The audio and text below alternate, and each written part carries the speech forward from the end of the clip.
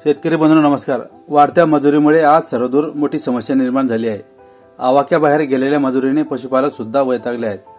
अशा ह्या परिस्थितीत हतबल न होता त्यावर जालीम उपाय शोधण्याचे काम जळगाव जिल्ह्यातील कानडद्याच्या एका तरुण पशुपालकाने केले आहे।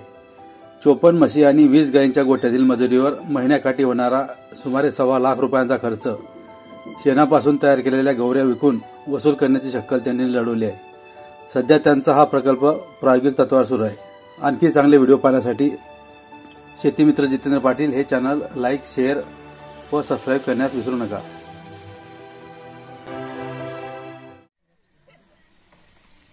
मी ऋषिकेश चव्हाण, माझ्या 54 म्हशी 20 गायी आहे। दुधाच्या व्यतिरिक्त मी हे गौऱ्यांचं चालू केलेलं आहे। जे शेणखत यायचं, शेण यायचं ते ट्रॉलीने परवडायचं नाही। 2000 रुपये ट्रॉली जायची।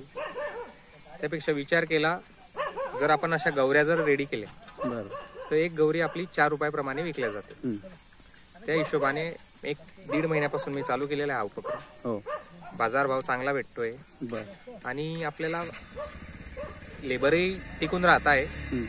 त्यांना 50 पैसे गौरीप्रमाणे मी देऊन दिलेलं आहे। बरोबर, त्या अनुषंगाने मलाही फायदा होतो आणि त्यांनाही फायदा होतो। बरं, दिवसभरात साधारण किती गौऱ्या तयार होतात? बरं, माझ्या एका दिवसाला 3 लेबर आहे माझ्याकडे, फिमेल लेडीज। ते सरासरी 500 गौरी छापते। बरं, त्या अनुषंगाने 1500 गौरी रेडी होते बरं एका दिवसाला। आणि या गौऱ्यांना कुठे मागणी बरं चांगली? ह्या गौऱ्या आपल्या काही होम हवनला वापरतात, काही ते मौतीचे कार्यक्रम करतात, त्याच्यासाठी वापरल्या जाते।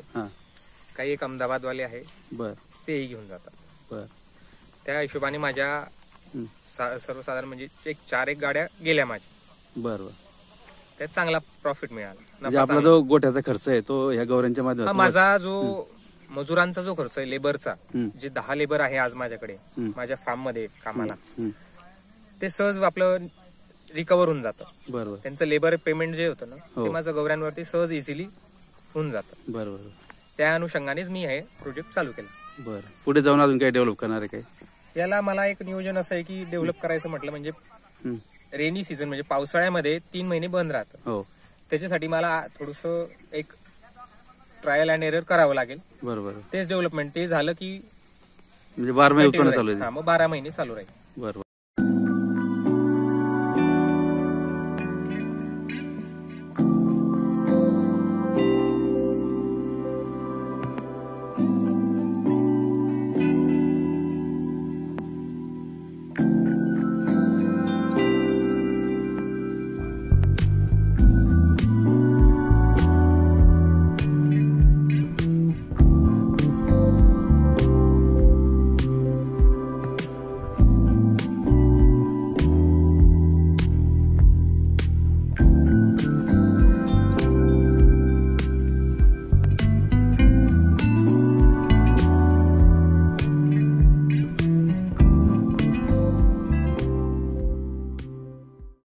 माझ्या गोठ्यामध्ये 54 म्हशी आणि 20 गायी आहे।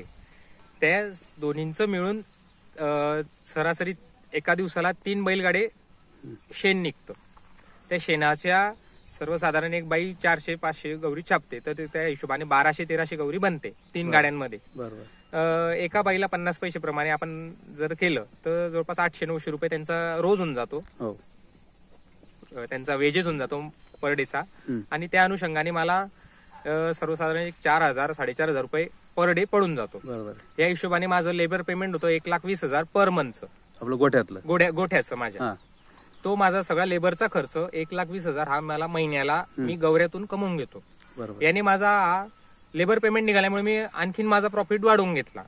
भविष्यात जर माझं व्यवस्थित राहिलं तर एक स्मॉल स्केल युनिट केलं जाईल माझं हे, की जेणेकरून माझी ही रक्कम वाचेल, मला ही पुढे प्रॉफिटला कामात येईल माझ्या पुढच्या बिझनेससाठी।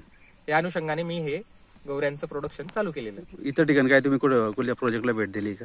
नाही, हे एक प्रोजेक्ट म्हणजे एक माझे रिलेटिव्ह होते, त्यांच्या कार्यक्रमात गेलो होतो मी।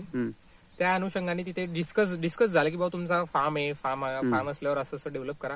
त्या अनुषंगाने माहिती घेतली आणि मग त्या हिशोबाने मग डेव्हलप करायला सुरू केले। मी लास्ट 1 मंथ पासून माझं हे काम चालू आहे। बरोबर, याने मला लेबरही अवेलेबल आहे, होतंय आणि गोठ्याचंही काम होतंय आणि प्रॉफिटही राहतोय. बरोबर आहे. पण याच्यात काही नवीन तंत्रज्ञान आलं असेल तर ते समजा तुम्ही कदाचित पुढे जाऊन सुरू कराल ते.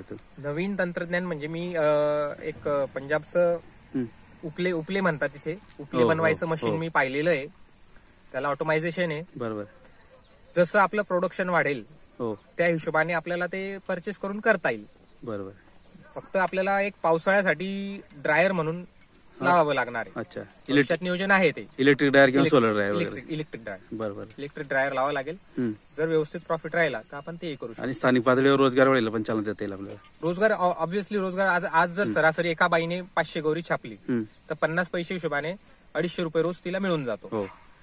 आणि बाहेर जर मजुरीला गेली तर आज गावात 150 ते 170 रुपये रोज चालू आहे. बरोबर. त्या हिशोबाने इथे सहज 200-250 रुपये रोज तिला मिळून जातो. बरोबर. आणि जागेच्या जागेवरती. हो तशी वाटचाल आहे.